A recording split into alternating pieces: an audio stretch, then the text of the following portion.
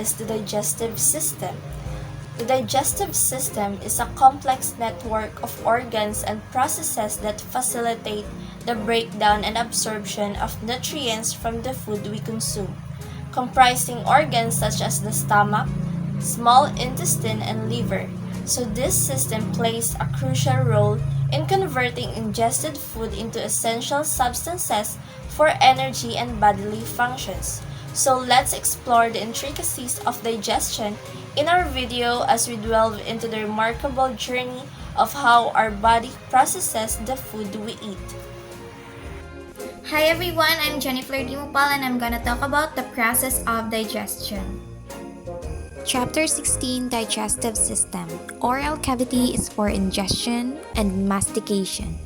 Pharynx and esophagus is for swallowing. Stomach is for storage, mixing, and digestion.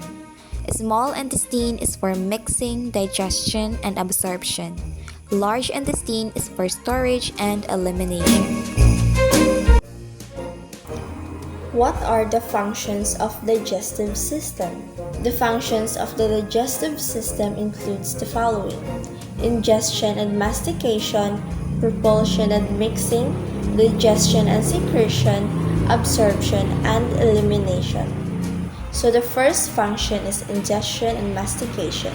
The digestive process kicks off as you eat and chew your food, breaking it into smaller pieces for easier handling.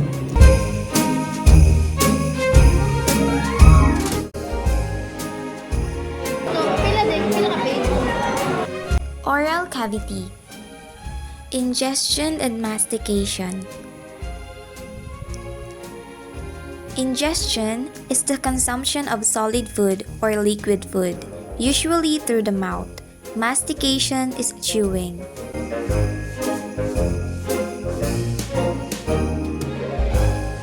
Propulsion and mixing. Propulsion is the movement of food from one end of the digestive tract to the other.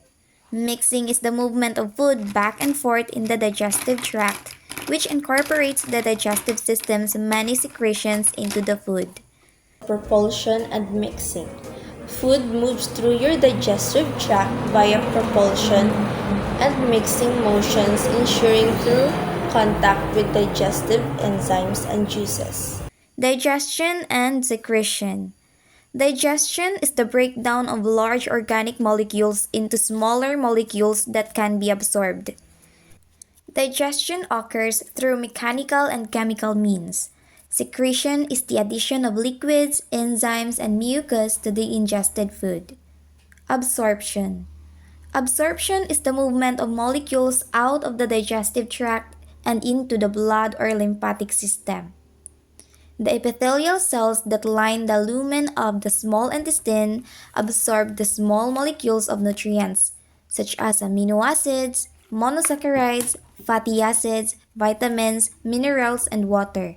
That results from the digestive process. Digestion and secretion. Enzymes break down complex food molecules into simpler forms during digestion, while various organs secrete digestive juices and substances to aid in this breakdown. The fourth function is the absorption. So the nutrient absorption occurs in the small intestine, where the broken down elements are absorbed into the bloodstream for the body to utilize. The last function is elimination. So waste products are formed as a result of digestion, and the remaining indigestible materials are eliminated from the body as feces through the process of elimination. Elimination. Elimination is the removal of undigested material, such as fiber from food, plus other waste products from the body as feces.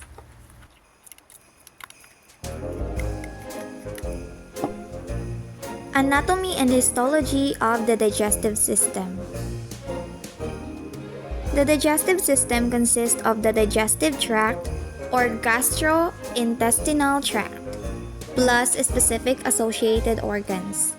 The specific portion of the digestive tract include the oral cavity or the mouth, the pharynx or the throat, the esophagus, the stomach, The anatomy of the stomach is divided into four regions: the cardiac part, the fundus, body, and the pyloric part, the small and large intestine, and the anus. The specific associated organs of the digestive system are the salivary glands, which empty into the oral cavity, the liver, and the pancreas. Both the liver and pancreas empty into the small intestine. Anatomy of the oral cavity. The oral cavity or mouth is divided into two regions: the space between the lips or cheeks and the teeth, and the oral cavity proper, which lies inside the teeth and houses the tongue. Lips, cheeks, and tongue. Lips. The lips are muscular structures formed mostly by the orbicularis oris muscle. Cheeks. The cheeks from the lateral walls of the oral cavity located within the cheeks are the buccinator muscles, which flatten the cheeks against the teeth. The lips and cheeks are important in the process of mastication or chewing. Mastication begins the process of mechanical digestion, which breaks down large food particles into smaller ones. The lips and cheeks move the food around within the oral cavity and hold the food in place while the teeth crush or tear it. Tongue. The tongue is a large muscular organ that occupies most of the oral cavity. The major attachment of the tongue is in the posterior part of the oral cavity. The anterior part of the tongue is relatively free. Teeth. There are 32 teeth in the normal adult mouth, located in the mandible and maxillae. The teeth can be divided into quadrants: right upper, left upper, right lower, and left lower. In adults, each quadrant contains one central, one lateral incisor, one canine, first and second premolars, first, second, and third molars. The third molars are called wisdom teeth because they usually appear in the late teens or early 20s, when the person is old enough to have acquired some degree of wisdom. The teeth of adults are called permanent teeth or secondary teeth. Most of them are replacements for the 20 primary teeth or deciduous, also called milk or baby teeth, which are lost during childhood. Each tooth consists of three regions: a crown with one or more cusps, a neck, and a root. The crown is the visible portion of a tooth. The neck is the small region between the crown and the root. The root is the largest region of the tooth and anchors it in the bone of the maxillae and mandible. Palate and tonsils. The palate, or roof of the oral cavity, separates the oral cavity from the nasal cavity and prevents food from passing into the nasal cavity during chewing and swallowing. The palate consists of two parts: the hard palate and the soft palate. The hard palate is the anterior part and contains bone. The soft palate is the posterior part and consists of skeletal muscle and connective tissue. The ovula is the posterior extension of the soft palate. The tonsils. The tonsils are located in the lateral posterior walls of the oral cavity, in the nasopharynx, and in the posterior surface of the tongue. Salivary glands. There are three major pairs of salivary glands: the parotid glands, the submandibular glands, and the sublingual glands. A considerable number of other salivary glands are scattered throughout the oral cavity, including on the tongue. Salivary glands produce saliva. Saliva is a mixture of serous, watery, and mucous fluids and has multiple roles. The salivary glands are compound alveolar glands. They have branching ducts with clusters of alveoli resembling grapes at the ends of the ducts. The largest of the salivary glands, the parotid glands. The serous glands located just anterior to each ear. Parotid ducts enter the oral cavity adjacent to the second upper molars. Mumps. Mumps is an inflammation of the parotid gland caused by a viral infection. The submandibular glands. The submandibular glands produces more serous than mucus secretions. The sublingual glands. The smallest of the three paired salivary glands produce primarily mucus secretions. Saliva. Saliva is composed of fluid and proteins and has three main functions. Number 1, it helps keep the oral cavity moist, which is needed for normal speech and for dissolving food particles so they can be tasted. Number 2, it has protective functions, and number 3, it begins the process of digestion. The normal daily rate of saliva secretion varies from approximately 0.5 liters to 1.5 liters. The serous part of saliva produced mainly by the parotid and submandibular glands contains a digestive enzyme called salivary amylase. Salivary amylase breaks the covalent bonds between glucose molecules in starch and other polysaccharides. This produces disaccharides such as maltose and isomaltose. Maltose and isomaltose have a sweet taste, thus, the digestion of polysaccharides by salivary amylase enhances the sweet taste of food.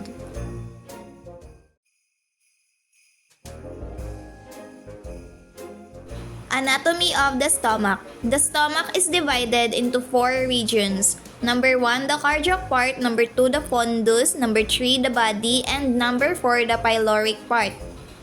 The esophagus opens into the cardiac part of the stomach at the gastroesophageal opening. The part of the stomach to the left of the cardiac part, the fundus, is actually superior to the cardiac opening.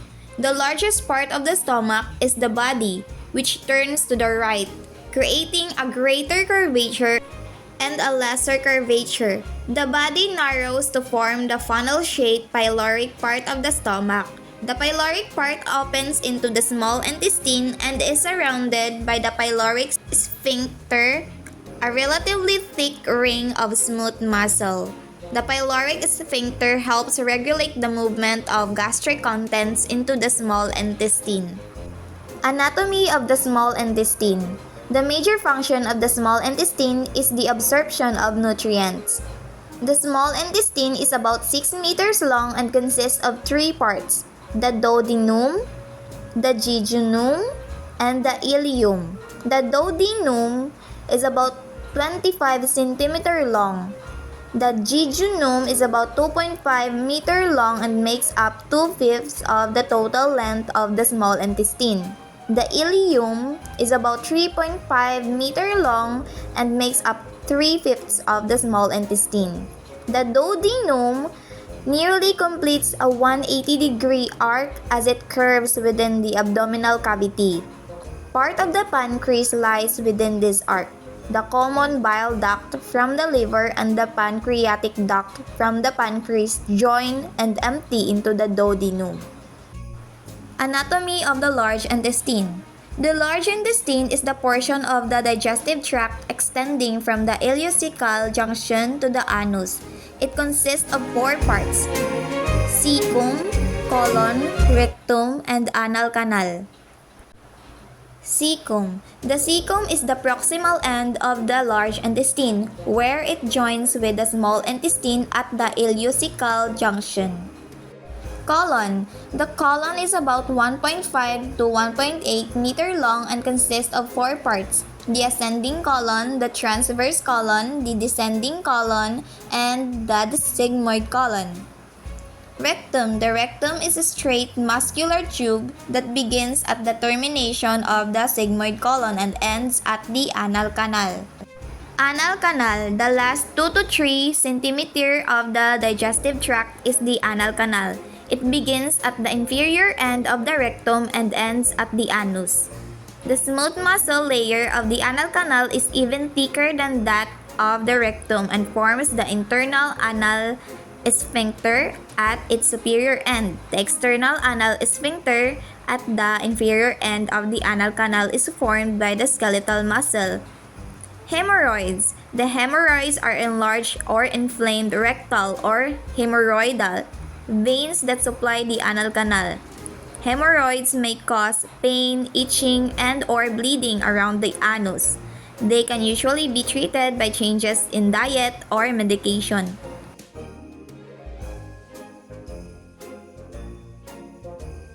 I'm Remy B. Maritan from DSN1J, and I'm going to discuss the importance of digestion. It is important because of breaking down the food into nutrients which the body uses for energy, growth, and cell repair. The food and drinks must be changed into smaller molecules of nutrients before the blood absorbs them and carries them to the cell throughout the body. The body breaks down nutrients from food into carbohydrates, proteins, fats, and vitamins. First is carbohydrates. Carbohydrates are called simple or complex depending on their chemical structure. The simple carbohydrates include sugar found naturally in food such as fruits, vegetables, milk, and milk products. Complex carbohydrates, starch and fibers found in whole grain such as breads and cereals and starchy vegetables. Second is proteins. Food such as meat, eggs, and beans consist of a large molecules of proteins that the body digests into smaller molecules called amino acids. The body absorbs amino acids through small intestine into blood, which carries them throughout the body. Third one is fats. Fats molecules are rich in source of energy in our body, and it helps the body absorb vitamins. The example of healthy fats are soybeans, corn, and sunflower, and the example of less healthy fats are butter and snack foods. During the digestion, the body breaks down fat molecules into fatty acid and glycerol. The last one is vitamins. Water-soluble include all vitamins B and C, while the fat-soluble vitamins include all A, D, E, and C. Each vitamin has a different role of body, health, and growth. Hi, my name is RJ Mega Simuzar. So here I'm gonna discuss what is diarrhea, the treatment, and the symptoms, and also the representative disease or disorder on digestive system. So first, let us know what is diarrhea. Diarrhea is one of the most common complaints in clinical medicine. Diarrhea affects more than half the tourists in developing countries, where it may result from eating food to which the digestive tract is not accustomed, or from ingesting food or water contaminated with pathogens. Diarrhea is any change in bowel habits involving increased stool frequency or volume or increased stool fluidity. It is not a disease in itself, but it can be a symptom of a wide variety of disorders. Diarrhea that lasts less than 2 or 3 weeks is acute diarrhea. Diarrhea lasting longer is considered chronic. Acute diarrhea is usually self-limiting, but some forms of diarrhea can be fatal if not treated. Diarrhea results from either a decrease in fluid absorption in the intestine or an increase in fluid secretion. It can also be caused by increased bowel motility that moves chyme rapidly through the small intestine, so that more water enters the colon. Also, diarrhea is usually caused by bacteria, viruses, amoebic parasites, or chemical toxins. Symptoms can begin from as little as 1 to 2 hours after bacterial toxins are ingested to as long as 24 hours or more for some strains of bacteria. Some types of bacterial diarrhea are associated with severe vomiting, whereas others are not. So there are two treatments for diarrhea. First is replacing loose fluids and ions. Second, eating a bland diet without dairy. So let's move to representative disease or disorder on digestive system. First is peptic ulcer. Peptic ulcer disease occurs when open sores or ulcer form in the stomach or first part of the small intestine. Many cases of peptic ulcer disease develop because a bacterial infection eats away the protective lining of the digestive system. So let's move to cirrhosis. Cirrhosis is an irreversible change in the normal liver tissue that results in the degeneration of functioning liver cells and their replacement with the fibrous connective tissue. It is characterized by damage to and death of hepatic cells and replacement by connective tissue. Results in loss of normal liver function and interference with the blood flow through the liver. So there are disease or disorder occurs in intestine. The first one is the Crohn disease. It is a disease where parts of the digestive tract becomes inflamed.